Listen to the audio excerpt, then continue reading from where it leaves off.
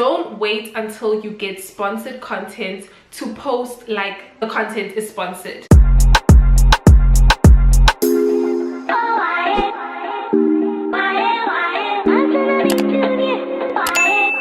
Hey everyone, welcome back to my channel. My name is Precious K. For those of you who are new here, thank you so much for clicking on today's video. As you guys can tell by the title, we are going to be talking about how I've been able to work with brands as a small or nano creator. If there's something that you are interested in, then just keep on watching. Okay guys, so I made some notes on my phone. I hope you guys don't mind me looking at my phone, but I wanted to make sure that I got every single point across in this video, because I know that there are creators out there that have been creating content and don't feel like the brands are going to be willing to work with them. And I'm here to share with you that it is absolutely possible to work with brands with less than 2,000 or even 1,000 followers. I started working with brands when I literally had less than 2,000 followers on Instagram and YouTube, as well as TikTok. I don't want to hover too much around consistency. I want to talk about practical things that you need to do to get the brand deals or the partnerships. So the first thing that I'm going to say is that you need to stop obsessing over followers, over numbers. You need to show up every single day and just post your content. You need to stop obsessing over how many people are following you, how many views you're getting. You just need to go ahead, film your content and post your content. Often the most important things to brands is engagement. I know we are moving towards a direction where numbers sell, and a lot of brands are looking at numbers, but that is not the only thing that matters when it comes to building a relationship with a brand or even landing your first brand deal. So the thing that you need to tell yourself is that I would rather have 3,000 people that trust me over 100,000 people that just follow me for the sake of it. I'd rather have 5 people that trust my opinion. Think about that when you are posting your content and creating your content. The next thing is you want to make sure that you are brand friendly. What I mean by this is when a brand visits your page, what are they getting? What do they see? Do you have a clear bio? Do you have a clear profile picture? What is your niche? What do you do? Now, the topic of niches is really sensitive. I don't necessarily believe in niching down. I think that people can do anything that they want to do and do it really well, but your page needs to give us a little bit of a feel of who you are. Even if it means just putting 3 keywords in your bio so that when a brand reaches your page, they sort of know what to expect. If you do create fashion content, this does not mean that you cannot work with a tech brand, because the two can come together depending on your creativity and whatever you are trying to show your audience. But it is important to make sure that when a brand visits your page, they sort of get a feel of who you are. Clear profile picture, a clear bio, and then you also want to make sure that you have your email address in your bio or on your profile.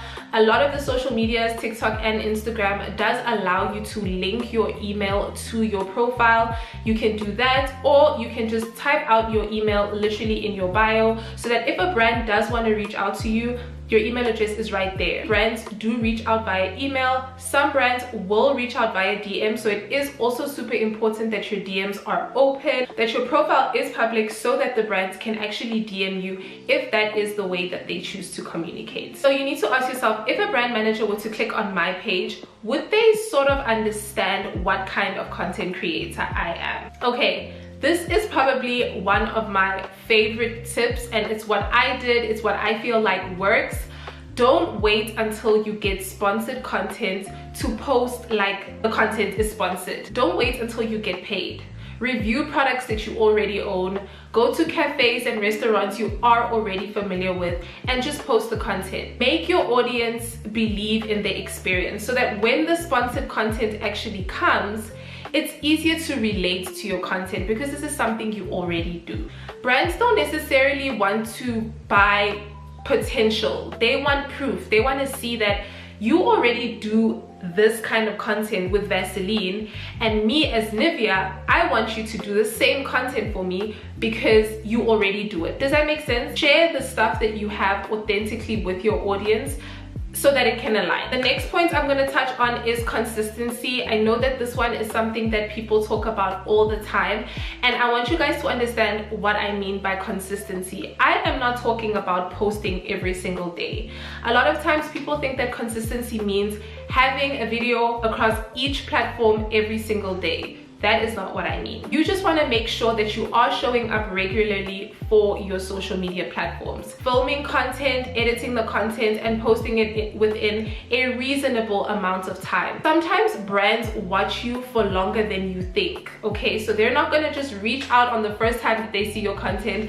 They might see your content a couple of times and then reach out to you. If it works for you to sort of make a schedule for yourself, then I would 100% advise that. You can use apps like Notion or even just like your calendar on your phone to sort of make a schedule for yourself that makes sense. So what I do is I plan my days according to what I'm able to do. So on a Monday, I'm not filming content because it's Monday, I'm going to work, I'm just focusing on work. Tuesdays, I will typically film some content, maybe like a morning routine. I don't force myself to edit the content in real time because, like many of you, I do have a full-time job and I just don't have the luxury of filming content and editing it in the same day. I've made peace with that. I'm okay with that. I usually film the content, edit it the next day, and then post it the day after that. I try to give myself a span of 3 to 4 days to post and edit content. Now this depends on the platform that you are posting on. Remember, I'm talking about TikTok and Instagram, which is short form content that is easier to edit and post. YouTube may be a different ball game, but this is the method that I use to post on Instagram and TikTok. The next tip is to make sure to pitch yourself. Now, I don't necessarily mean going into the brand's DM and sending them a bunch of messages about how you'd love to work with them, because trust me, they get those messages on a daily basis. What you do want to do, however, is follow the brand, tag the brand.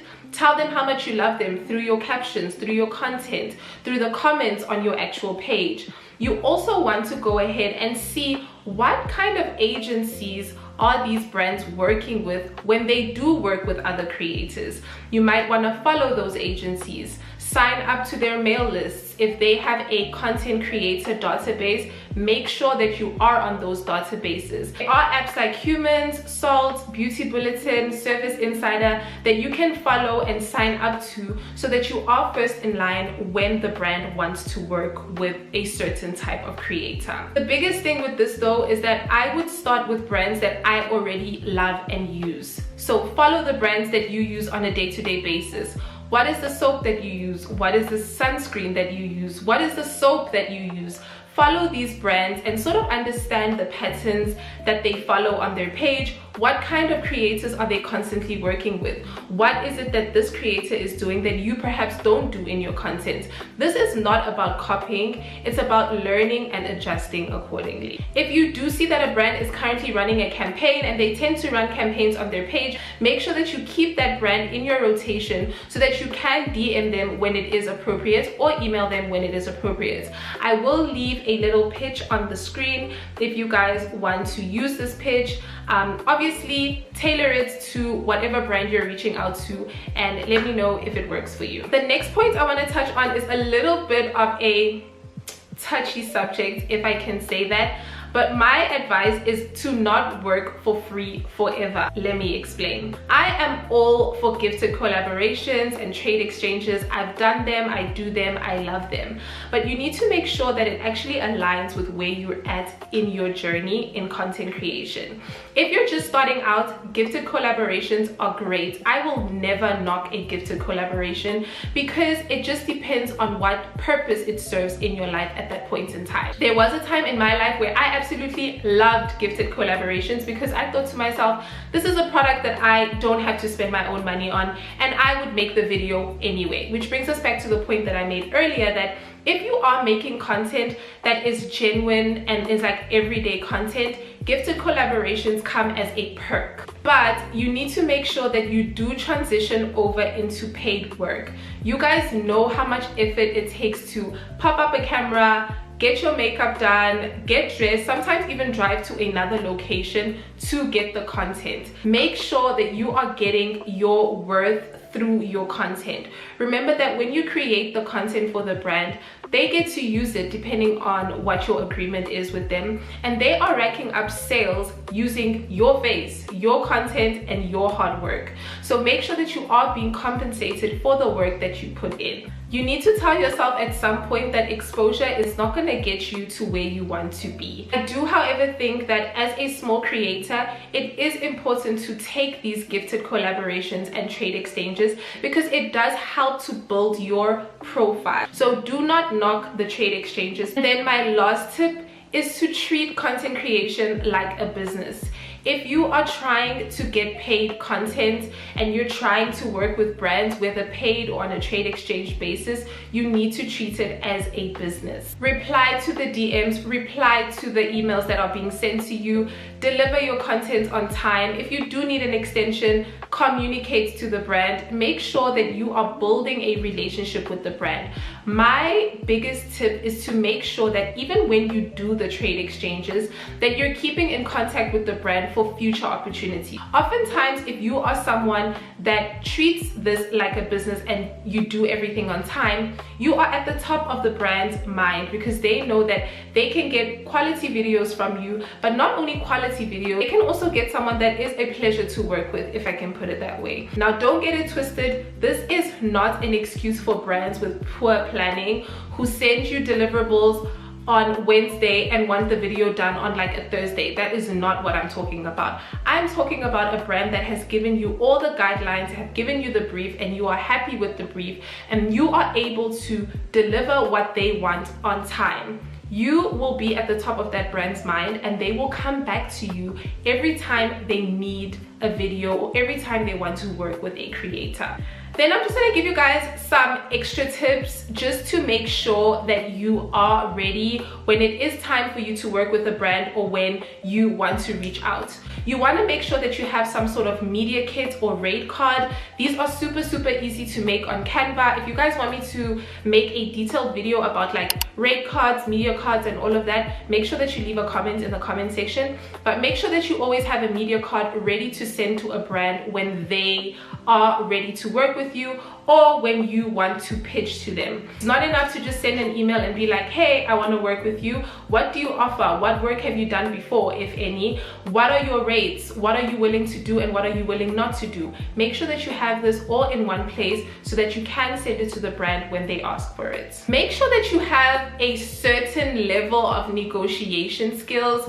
The truth is that these brands are going to try to lowball you every single time, and you cannot fall for it just because you are a small creator. Make sure that you know what your analytics are. If you know that your engagement is pretty good for the following that you have, make sure that you tell the brand this. Don't just accept a rate because you feel like it's an opportunity that will never come again. You need to have an abundance mindset when it comes to content creation. You need to believe that the brands are gonna come back. They're gonna come rolling because your content is worth it. Make sure that you're reading the contracts. Make sure that you know what the usage rights are. Make sure that you know what the brand is intending to do with the content post you sending it to them. And then the last thing that I'm gonna say is just make sure that you keep on improving. You can never know too much. Make sure that you're always open to learning. I'm constantly going on TikTok, learning from the girlies, going on YouTube, learning from the girlies, seeing where I can improve my content has honestly, I think that that's what's gotten me to where I am today. I never think that I've made it, okay? I don't even think if I had like 100,000 followers or TikTok followers or YouTube subscribers, I would never feel like I've made it. I'm constantly on the hunt to learning. I'm always open to criticism. I am my biggest critic, literally, and I just know that better is to come, and I'm completely open to that. So all in all, you guys, remember that brands are not always waiting to work with the biggest creator. Make sure that you are investing in your content, investing in yourself, pitching yourself, subscribing to these agencies and these brands, following them and interacting with them, knowing your audience and what they enjoy. Every video is literally a learning curve. If you're not learning from your previous video, then you're not doing it right. Usually the opportunities that you think you're missing come as a result of consistency. The things that you are looking for are on the other side of your consistency. So make sure that you stay consistent with your work and know that it is coming, okay? That's gonna bring us to the end of today's video, you guys. If this video helped you, please make sure that you give me a thumbs up, like this video, leave a comment if you relate to any of these, or if you just want to share any more tips or tricks that you think might help anyone in the comments. Make sure that you do that. Let me know what you guys want to see from me next, and I'll see you guys in my next video. Bye.